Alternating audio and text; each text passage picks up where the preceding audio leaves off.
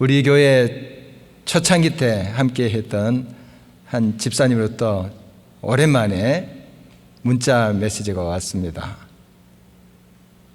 이 길가의 교회는 저의 어머니와 같은 교회다 하는 내용이었어요. 여러 이제 이야기가 거기 문자에 있었는데요. 정말 그립다, 또 이제 한번 들르겠다, 뭐 그런 내용이었습니다. 그리고 같이 초창기 멤버였던 한 다른 집사님의 소식도 전했어요. 최근에 만났답니다. 그 집사님의 따님이 강준가 전남인가 제가 잘 기억이 안 나는데 문자도 지웠더라고요. 네, 그래서 확인을 못했는데 아마 지방에서 미스코리아 진해 당선이 됐대요. 그래서 그 사진도 이렇게 찍어서 이렇게 보냈습니다. 참 기쁜 소식이죠. 그 이후로 뭐 더 위에 올라갔는지 잘 모르겠습니다. 소식은 잘 모르겠지만 또 경사가 아니겠습니까? 이런 소식을 전하고 또 따님의 결혼식 사진도 이렇게 올렸어요. 아마 최근에 결혼을 한 모습. 그리고 그 아드님도 있는데 아드님이 이제 결혼해서 아기랑 함께 이제 노는 모습, 그 행복한 모습, 그 사진도 올렸습니다. 잘 지내고 있다. 그래서 그 메시지를 좀 요약하면 그거예요. 행복하다. 하나님께 참 감사드린다. 이런 말이었습니다. 아기 아빠가 된 그 집사님의 아들, 제가 잘 알고 있습니다. 재작년 결혼하기 전에 예비 신부랑 함께 들어서 인사하러 왔더라고요. 축복해 줬는데요. 정말 그 아들이 이곳에 신앙생활 때 고등학생이었어요. 그런데 참 부모 속을 많이 썩혔습니다. 아프게 했고. 정말 유복한 가정이에요. 아버지는 공기업의 임원이고 그 어머니인 집사님은 시인이잖아요. 시인인데 정말 아주 풍족하게 이렇게 또 살 수 있고 또 신앙생활 하면서 행복하게 살 수 있는 그런 분위기인데 이 아들이 방황을 많이 했어요. 고3이 됐는데 공부는 뒷전이에요. 그리고 게임에 빠졌습니다. 게임이 참 무서워요. 그래서 뭐 며칠 밤을 안 잔대요. 그 자리에서 안 떠난대요. 그러니까 이제 중독이 된 거죠. 정말 처음에 많이 이렇게 말리고 또 꾸짖고 어르고 뭐 하지 않았겠습니까? 이게 안 통해요. 한번 빠지니까 참 무섭습니다. 그래서 집에 있는 컴퓨터를 치워버렸어요. 그랬더니 밖으로 나가는 거예요. 이곳저곳 게임방을 전전하는 거예요. 그래서 밤이 새도록 이 아들을 찾기 위해서 비 오는 날 또 비를 맞으면서 그게 눈물인지 빗물인지 그걸 삼키면서 그 아들을 찾으러 다녔던 이야기 들을 때 가슴이 참 아려왔어요. 엊그제 같은 이야기예요. 그래서 정말 눈물로 기도하고 예수고 하는 모습 또 같이 기도하고 했던 그런 기억이 납니다. 바로 그 아들이 지금 아기 아빠가 된 거예요. 어엿한 또 직장인이 돼가지고 정말 지금 잘 또 생활하고 있고 또 신앙생활도 잘 하고 있다는 소식입니다. 참 귀한 일이죠. 우리 집사님의 고백은 그 숱한 시간 마음이 무너지고 녹아드는 그 아픔을 감내하면서 눈물로 기도한 한 어머니의 승전가입니다. 지금의 감사는 어떤 순간 어떤 상황 가운데서도 아기를 포기하지 않는 한 어머니의 또 감사와 영광송이기도 합니다. 솔로몬의 아들 르호보암 때 이스라엘은 남북으로 분열이 되었죠. 이 솔로몬이 그 씨앗을 심은 거예요. 그래서 그 아들 때에 두 쪽으로 나버린 것입니다. 북왕국은 그대로 이스라엘 이름을 가지고 가고 남왕국은 유다라는 이름의 나라가 됐죠. 이 남왕국은 그래도 하나님을 경외한다고 좀 예를 썼습니다. 그러나 북왕국은 완전히 타락했어요. 정말 썩어버렸습니다. 쿠데타도 일어나고 서로 찌르고 왕이 됐는데 왕이 된 사람은 또 칼에 맞습니다. 이런 역사가 계속 반복돼요. 이러니 하나님의 선택받은 백성들 아닙니까? 하나님은 온 인류를 사랑하십니다. 그러나 특별한 사랑이 있어요. 하나님이 택한 백성이 있단 말이죠. 우리도 마찬가지지 않습니까? 세상에 많고 많은 사람들이 있는데 너 하면서 지명하여 불렀습니다. 택한 백성들이 있다는 사실이죠. 특별한 사랑을 받은 백성들입니다. 그 하나님의 백성을 성경은 언약의 백성이다, 이렇게 말하고 있습니다. 하나님과 계약이 된 거예요. 내가 너를 지켜주마, 내가 너와 함께하마, 너를 건져주마, 이런 약속을 하신 거예요. 이 언약의 백성들이 범죄를 한 거죠. 그런데 하나님이 건져주시지만 범죄에 대해서는 하나님이 또 따지십니다. 그것이 사랑이기 때문에. 범죄했는데 골맛 터져가는데 그대로 덮어두시진 않아요. 칼을 댑니다. 메스를 대요. 수술을 하십니다. 살리기 위해서. 그러나 그 징계로 받아들이는 이스라엘은 아프죠. 고난이죠. 지금 어떤 상황이냐면 이런 범죄로, 우상 숭배로 가득하게 지금 온 땅을 덮어버렸어요. 이 이스라엘이. 하나님만을 섬기고 하나님의 은혜에 감사하면서 찬양해야 될 이 백성이 세상의 가치관을 따라가고 자기의 탐욕을 쫓아갔던 거죠. 그러니 하나님께서 치셨습니다. 아수르 여러 나라를 통해서 치신 역사를 우리가 성경에서 볼 수 있는데, 지금 이제 이 범죄로 인해서 이 나라가 흩어졌습니다. 국권을 잃고 흩어졌어요. 애굽으로도 가고 아수르도 가고 주변 나라로 이렇게 백성들이 흩어졌어요. 얼마나 슬픈 역사입니까? 이런 현실 속에서 지금 호세아라는 선지자를 통해서 하나님께서 하신 말씀이 오늘 본문의 내용입니다. 우리가 선지서를 많이 성경에서 볼 수 있는데 대부분 이 선지서의 기록은 남왕국 유다에서 활동한 선지자들의 기록이에요. 물론 북왕국에도 선지자들이 있었습니다만 기록이 많이 남지 않아요. 여기 호세아는 북왕국에서 활동했던 선지자입니다. 사실 남쪽 왕국에서 선지자하는 그런 일도 쉽지 않습니다. 그러나 그래도 하나님을 경외하고자 하는, 그래도 귀를 기울이고자 하는 왕들이 있었어요. 그러나 북쪽은 완전히 다릅니다. 거기서 하나님 말씀 증거한다는 죽음을 의미해요, 사실. 그런 환경 속에서 호세아가 지금 말씀을 증거하고 있습니다. 그런데 이 호세아의 메시지는 여러 가지가 있겠지만 그래도 하나님이 사랑하신다, 이런 메시지예요. 회개하고 돌아오라 하는 것이 궁극적으로 지금도 하나님 기다리신다. 그래서 자기 아내와의 그 관계를 이제 보여주면서 하나님과 이스라엘 관계를 이야기하고 있는 내용이 호세아서입니다.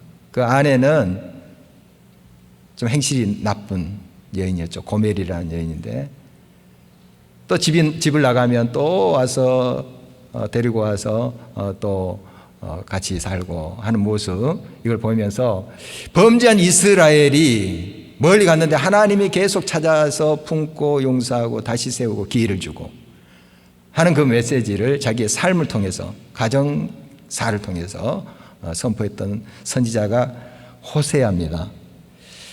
이 호세아를 통해서 이 인륜도 떨어지고 도덕이 바닥에 떨어지고 하나님의 경외함이 사라진 이 북쪽 왕궁에 대해서 하나님의 다시 긍휼하심이 선포되는 말씀입니다.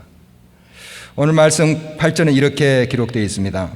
에브라임이여, 내가 어찌 너를 놓겠느냐? 이스라엘이여, 내가 어찌 너를 버리겠느냐? 내가 어찌 너를 아드마같이 놓겠느냐? 어찌 너를 스보임같이 두겠느냐? 내 마음이 내 속에서 돌이키어 나의 긍휼이 온전히 불붙듯 하도다. 이 에브라임이라고 여기서 말하는 것은 북쪽 이스라엘이 10지파로 이루어졌습니다. 남쪽 유다는 이제 2지파죠. 2지파로 되어 있는데 북쪽 10지파 중에 한 지파가 에브라임이에요. 그런데 여기서 이 에브라임은 북쪽 이스라엘의 중심되는 지파예요. 초대 왕 여로보암이 이 에브라임 지파예요. 그러니까 에브라임아 할 때는 그 지파 하나를 이야기한 것이 아니라 전체 이스라엘을 말하는 거죠. 이스라엘아, 같은 말이에요. 이스라엘아, 내가 너를 놓겠느냐? 사랑의 끈을 놓겠느냐? 그 관계를 끊겠느냐? 너를 버려두겠느냐? 다시 너를 불러드리겠다 하는, 회복하시겠다는 그런 하나님의 약속이죠. 여기에 스보임 아드마라는 지명이 나오는데 이것은 소돔과 고모라 옆에 있었던 성읍들이에요. 소돔과 고모라처럼 타락한 도시들입니다. 소돔과 고모라가 유황불에 멸망당했을 때 같이 망한 성읍들이에요. 창세기에 나와 있습니다. 바로 이런 스보임과 아드마 같은 성처럼 너희들을 완전히 사라지게, 이 땅에 이 지면에 없어지게 내가 하지 않겠다 하는 거예요. 여러분, 하나님께서는 온 백성을 사랑하지만 선택된 백성들, 지명하여 부른 백성들을 꼭 책임지십니다. 약속을 하셨기 때문에, 언약의 백성이기 때문에 그 약속을 지키시는 거예요. 그게 하나님의 긍휼이죠.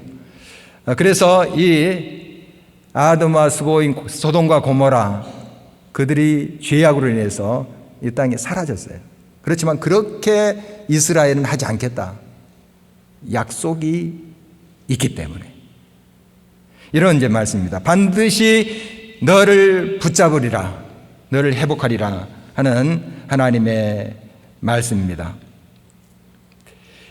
장 깔뱅의 5대 교리가 있습니다. 나중에 이제 깔뱅주의자들이 그 깔뱅의 그 신학적인 사상을 정리한 거예요. 5대 교리인데 이게 우리 장로교회의 기본 교리를 만들고 있습니다. 전적 타락, 그리고 무조건적 선택, 제한적 속죄, 그리고 불가항력적 은혜, 성도의 견인, 이렇게 되어 있습니다. 이 영어로 그 첫 자를 따 보면 튤립이 돼요. 꽃 있잖아요. 튤립. 첫 자를 쭉 이렇게 모아보면 튤립. 그래서 튤립 교리 이렇게도 부릅니다. 어떻든 여기 보면 불가항력적 은혜가 있어요. 하나님의 선택된 백성은 그 누구도 저지할 수 없는 불가항력적인 은혜를 받은 사람들이에요.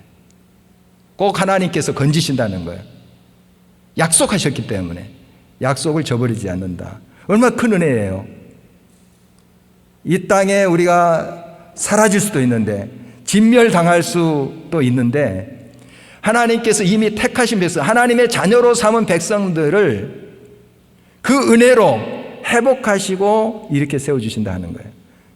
그리고 다섯 번째가 성도의 견인인데, 이건 성도들을 끝까지 구원의 시간까지 하나님께서 인도하신다, 견인하신다, 인도하신다, 보호하신다 하는 것입니다. 책임지신다는 거예요. 여러분, 이 큰 은혜를 우리가 받았습니다. 하나님의 놀라운 은총을 받았습니다. 하나님은 그 약속대로 우리를 구원하십니다. 이것은 하나님이 반드시 지킬 내용인 것입니다. 그런데 지금 이스라엘 범죄로 인해서 하나님이 징계를 하시는 거죠. 여러 나라로 좀 흩어지게 하시고 하는 거예요. 그러나 하나님의 본심은 결국 회복이 있어요. 한 어린 아들에게 해초를 드렸다가 붉게 자국이 난 그 종아리를 보면서 마음이 무너졌던 한 집사님의 이야기를 들은 적이 있어요. 종아리를 때리니까 종아리가 붉게 자국이 나겠죠. 그거 보니까 너무 불쌍한 거예요. 그 자녀 앞에서 울어버렸대요. 여러분도 그런 경험들이 있을 수 있죠. 정말 하나님이 우리들을 징계하십니다. 잘못했으니 그게 공의예요. 덮고 넘어가지 않아요. 공의예요. 그러나 그 잘못한 대로 다 따지시고 다 그것을 징계하지 않으세요. 그러면 우리가 남아있을 수가 없어요. 용서와 사랑으로 다시 보듬습니다. 이게 하나님의 사랑이에요. 공의라는 것은 세워져야 됩니다. 그래서 그 공의조차도 사실은 사랑이에요. 이 공의로 징계하시는 것은 우리를 멸하기 위해서가 아니에요. 죄로 인해서 영적인 고질병에 걸렸는데 그것을 그냥 두지 않으신다는 거예요. 메스를 대는 거예요. 그게 징계예요. 그래서 살리기 위해서 징계하시는 거예요. 우리를 때리시고 훈련시키시고 연단하심은 우리를 살려내기 위한 것이에요. 그래서 결국 하나님은 사랑으로 우리를 감싸신다 하는 것입니다. 우리 인간의 그 사랑도 참 위대합니다. 특히 어머니의 사랑 얼마나 큽니까? 가히 없어라, 끝이 없어라, 이런 노래도 있는데 사실 굉장히 큰 사랑이죠. 그러나 사실 노래만은 그렇지만 가히 있어요. 끝이 있습니다. 한계가 있어요. 실패할 수 있습니다. 의도하지 않았지만 우리 부모의 사랑은 완벽하지 않습니다. 완전하지 않습니다. 우리가 그런 뉴스들 많이 듣잖아요. 비정한 부모의 그러한 뉴스를 듣지 않아요. 자기 친자식인데 폭행하고 또 죽이고 이런 일들이 있습니다. 다는 아니겠지만 인간의 그 사랑이 위대하고 정말 놀랍습니다만 또 인간의 비정한 그런 모습도 있는 게 사실이에요. 그러나 하나님의 사랑은 실패한 적이 없어요. 앞으로도 실패하지 않아요. 하나님의 사랑은 반드시 이루어집니다. 약속은 반드시 성취됩니다. 우리에게 주신 회복의 약속, 치료의 약속, 구원의 약속은 반드시 이루어집니다. 잊지 아니하셔요. 우리는 약속해놓고 잊어버리는 경우도 있잖아요. 그러나 하나님은 결코 잊지 아니하십니다. 이사야 49장 15절에서 17절입니다. 여인이 어찌 그 젖먹는 자식을 잊겠으며 자기 태에서 난 아들을 긍휼히 여기지 않겠느냐. 그들은 혹시 잊을지라도 나는 너를 잊지 아니할 것이라. 내가 너를 내 손바닥에 세웠고 너의 성벽이 항상 내 앞에 있나니 내 자녀들은 빨리 걸으며 너를 헐며 너를 황폐하게 하던 자들은 너를 떠나가리라. 하나님의 약속이에요. 하나님의 선택된 언약의 백성들에게 주신 약속을 반드시 이루십니다. 반드시 성취하십니다. 그래서 하나님은 결국 진노를 거두세요. 맹렬한 그 진노를 다시 내려놓으십니다. 오늘 9절은 이렇게 기록되어 있습니다. 내가 나의 맹렬한 진노를 나타내지 아니하며 내가 다시는 에브라임을 멸하지 아니하리니 이는 내가 하나님이요 사람이 아님이라. 내 가운데 있는 거룩한 이니 진노함으로 내게 임하지 아니하리라. 약속이잖아요. 앞으로 그렇게 할 것이다. 약속입니다. 바로 하나님은 그 진노함으로 완전히 우리를 멸하시지 않고 결국은 그 진노를 거둬들이신다. 왜 그렇습니까? 하나님은 우리 사람이 아니기 때문이에요. 이 무슨 말씀인가 하면 언약을 지키신다는 거예요. 약속을 꼭 지키신다. 하나님 백성들을 부르실 때 약속을 주셨어요. 너를 통해서 만민이 복을 받으리라, 행복해지리라 약속을 주셨잖아요. 우리는 또 아브라함의 자손 아닙니까? 영적인 믿음의 자손들이에요. 이렇게 하나님께서 주신 약속이 있어요. 또 천국에 대한 약속이 있고 이 약속을 하나님은 반드시 지킵니다. 사람이 아니시기 때문에, 하나님이시기 때문에 지키세요. 꼭 지키세요. 민수기 말씀에도 하나님은 인생이 아니시니 시건치 아니하신다, 말을 먹지 않는다, 어기지 아니하신다 하는 그런 말씀이 있죠. 반드시 지키십니다. 여러분 개인적으로 하나님께서 주신 약속들 붙잡으십시오. 반드시 이루어집니다. 공동체적으로 주신 약속 하나님께서 반드시 이루십니다. 약속하신 바 그것을 시건치 아니하시고 반드시 지키시는 하나님이십니다. 결국 하나님은 사랑이십니다. 징계하시고 공의를 세우시기 위해서 때리시지만 그러나 다시 싸매시고 고치시고 회복시키시고 품으십니다. 우리가 그 결론을 알고 있습니다. 우리 예수님께서 이 땅에 오신 것도 우리 하나님의 사랑이죠. 독생자 예수 그리스도를 이 땅에 보내셔서 고난과 수치를 당하게 하셨습니다. 다 우리의 죄를 짊어지시고 십자가를 지게 하셨습니다. 바로 그것은 우리 하나님의 사랑이죠. 약속 때문에 그래요. 우리를 건지시리라, 회복하시리라, 구원하시리라 하는 약속을 성취하신 것이죠. 그래서 아가서 8장 6절에 사랑은 죽음같이 강하고 하는 말이 있습니다. 사랑은 참 놀랐습니다. 죽음 생각해 보면 정말 강렬합니다. 사실 세상에 그 어떤 것보다 이 죽음이라는 것은 굉장히 강렬한 것입니다. 천하제일장사인 삼손도 죽음 앞에 어쩔 수 없었어요. 세상에 제일 화려한 옷을 입고 영광을 누렸던 솔로몬 왕, 죽음 앞에 속수무책입니다. 그 누구도, 진시황도, 나폴레옹도 다 빈손으로 가는 겁니다. 죽음이 그렇게 강렬해요. 그런데 여기서 아가서 8장에 있는 사랑은 인간의 사랑입니다. 사실 하나님의 사랑은 죽음보다 더 강해요. 죽음같이 강한 것이 아니라 죽음보다, 아니 비교 불가능해요. 사실 우리가 좀 이해하기 위해서 죽음보다 강해요. 죽음조차도 하나님의 사랑 앞에 굴복합니다. 하나님의 사랑은 우리를 다시 일으켜요. 죽음을 통해서 부활 생명으로 일으켜요. 이게 하나님의 사랑이에요. 그 사랑이 우리들에게 주어진 것입니다. 또 그 사랑이 우리의 삶의 결론이에요. 하나님 그렇게 사랑으로 우리를 감싸신다 하는 것입니다. 그래서 하나님은 사자처럼 소리를 발해서 그 하나님의 백성들을 괴롭히는 모든 자들을 굴복케 하시고 그 백성들을 고토로, 고국으로 돌아오게 하신다. 사자처럼 표호하시도록 큰 소리를 이렇게 지르면서 열방 앞에 소리를 발하시는 분입니다.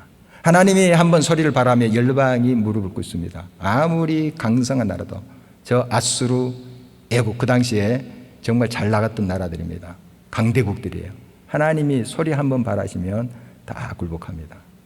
하나님 앞에 그 어느 세력도, 어느 권력도 힘을 잃고 맙니다. 이스라엘 백성들, 애국과 아수르에 흩어져 살던 사람들을 하나님 사자처럼 소리를 발해서 불러 모읍니다. 그들도 역시 떱니다. 그런데 그 떨림은 열방, 지금 애국과 아수르가 떠는 그 떨림이 아니에요. 질이 다릅니다. 하나님이 사자처럼 소리를 발하는데 새같이 비둘기같이 갖고 있어서 모여든다 하는 표현이 있잖아요. 하나님의 소리를 따라서 지금 따라오는 모습을 우리가 그려볼 수 있습니다. 그것은 하나님을 경외함의 떨림이에요. 구원의 역사예요. 같은 심판이라 할지라도 하나님의 선택된 백성들은 그것이 구원의 신호예요. 물론 두렵죠. 정말 죄 속에 이런 징벌을 받고 또한 이런 어려움 속에 있는데 하나님이 일어나서 사자처럼 부르짖을 때 두려움이 있겠죠. 그러나 그 마음은 하나님을 경외함의 마음이 됩니다. 그리고 하나님의 부르심에 응답하는 백성들의 모습 보게 됩니다. 하나님은 결국 구원하십니다. 하나님은 반드시 하나님의 구원의 역사 약속대로 이루시고 회복하십니다. 여러분의 삶 속에 어떤 일들이 있습니까? 어떤 어려움이 있습니까? 어떤 아수르 애굽의 상황이 있습니까? 하나님이 지금 일어나서 표호하십니다. 사자처럼 여러분 하나님의 음성을 듣고 하나님께로 나오는 자, 회복의 대열에 합류할 수가 있는 것입니다. 누구에게나 때가 있다. 이 버스 광고 카페예요. 버스 광고 이렇게 있잖아요. 그래서 우리 부목사님 그거 보면서 야, 이완이 됐대요. 참 좋은 말이다. 그런데 아래 보니까 목욕탕 광고예요. 목욕탕 광고를 할지라도 정말 하나님의 선택된 백성들 누구에게나 때가 있어요. 때가 옵니다. 하나님의 구원의 때가 있어요. 구원하십니다. 약속대로 건지십니다. 새롭게 하십니다. 하나님은 반드시 이 하나님의 회복의 역사를 베푸시는 분이시다. 여러분 결코 이것을 한시도 잊어서는 안 되겠습니다. 반드시 언약의 백성은 특별하게 대우하세요. 특별하게. 세상 사람들은 왜 크리스찬만 그렇게 특별하게 대할까? 좀 불만이 있을 수 있어요. 불만을 갖지 않기 위해서는 예수 믿으면 되는 거죠. 누구에게 열려져 있어요. 이 구원의 백성에 대한 부르심은 열려져 있어요. 누구나 올 수 있어요. 그걸 거부하니까 불만만 하고 불평만 하고 저 약속을 받지 못하는 것이죠. 그래서 우리가 나아가서 복음을 증거하고 우리 같이 이 구원의 은혜를 좀 누리면서 나누자, 이렇게 해야 될 이유가 여기 있습니다. 하나님은 이렇게 하나님의 백성들을 반드시 구원하고 회복하고 돌아오게 하시는데, 지금 현재 이스라엘 상태는 어떤가? 오늘 본문 11장 12절하고 12장 1절에 이렇게 그려지고 있어요. 지금 현재 상태예요. 앞으로 구원하실 거예요. 반드시 약속 지키세요. 그런데 현재 이 이스라엘 상태, 남쪽 유다 상태가 어떤가? 형편없어요. 지금 이 구원의 약속을 받기 위해서는 준비가 돼야 되잖아요. 자기의 환부를 내드리고 수술대에 누워야 되잖아요. 회개하고 돌아와야 되잖아요. 그런데 그렇지 않고 있어요. 어떻게 이제 성경 말하고 있는가? 저 에브라임, 북쪽 이스라엘은 거짓과 속임수로 덮여 있어요. 거짓이에요.